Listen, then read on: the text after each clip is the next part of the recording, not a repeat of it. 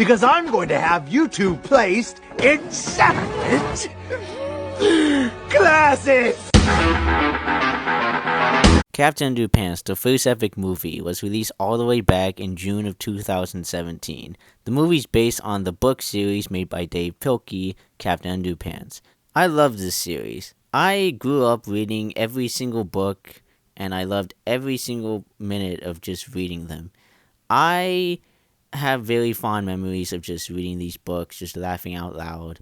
They're wacky and stupid, but that's the charm of Captain Underpants. Even to this day, they're still very funny to read. And of course, years after the last book came out, the movie was coming out. And of course, I bought the plushies. I even made a school project on the first book. Like I said, I'm a big fan of these books. And of course, when the movie was coming out, I was incredibly excited. Now, the movie takes some changes from the first book and make things a little bit more interesting and better. The movie follows George Beard and Harold Hutchins, two fourth graders who have a tree house and love making comics on their free time. George and Harold go to the worst elementary school. Not only that, but they have a really mean principal, Mr. Krupp, who hates them so much because of their pranks and their comics. Mr. Krupp is the kind of principal who just hates fun in general. In fact, he actually forces the entire school to go to school on a Saturday just so they can see an invention thing from Melvin showing off his inventions. And it's so boring to the point where George and Harold decide to actually mess it up for him. And of course, everybody has fun with that, but it isn't soon until Mr. Krupp finds out that it was actually the both of them because Melvin had some turtle robot recording thing, recording them actually doing the prank. So of course, this makes Krupp separate both of them into different classes. George and Harold have a plan to get the turtle recorder, but Mr. Krupp makes it very clear to them that it's pretty much his.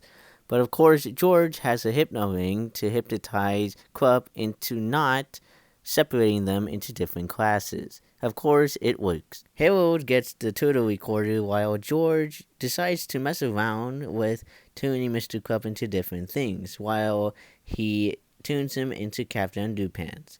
At this point, Mr. Krupp is Captain Underpants, while at the same time we meet the villain of the movie, Professor P, who gets accepted to be the science teacher for the school. It isn't until later we find out that his actual name is Professor Poopy Pants, thanks to George and Harold going through his documents and files. Of course, they make a comic book making fun of his name, and this is when he gets angry at the both of them and becomes the villain of the movie. Professor Poopy Pants and Melvin decide to team up together to get rid of laughter.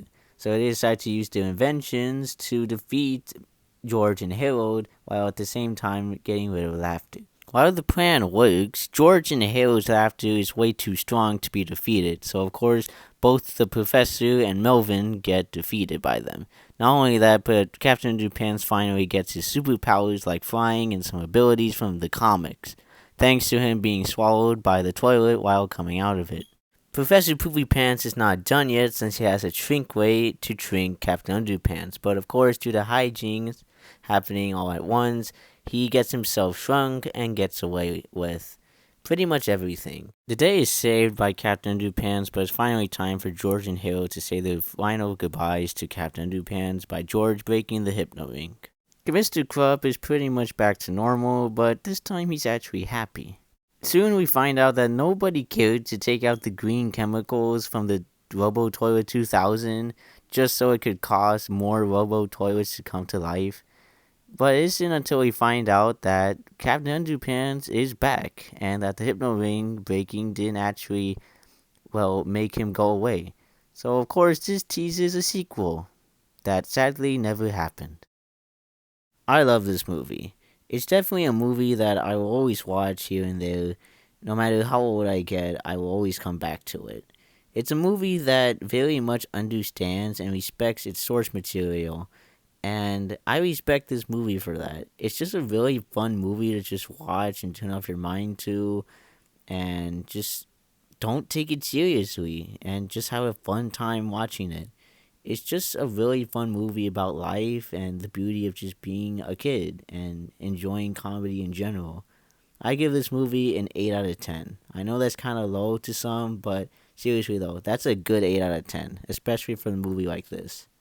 Honestly, I wish I could just thank Dave Pilkey for giving me such a great childhood that I'll never forget. Anyways, thank you all for watching, and I'll see you all next time. Bye.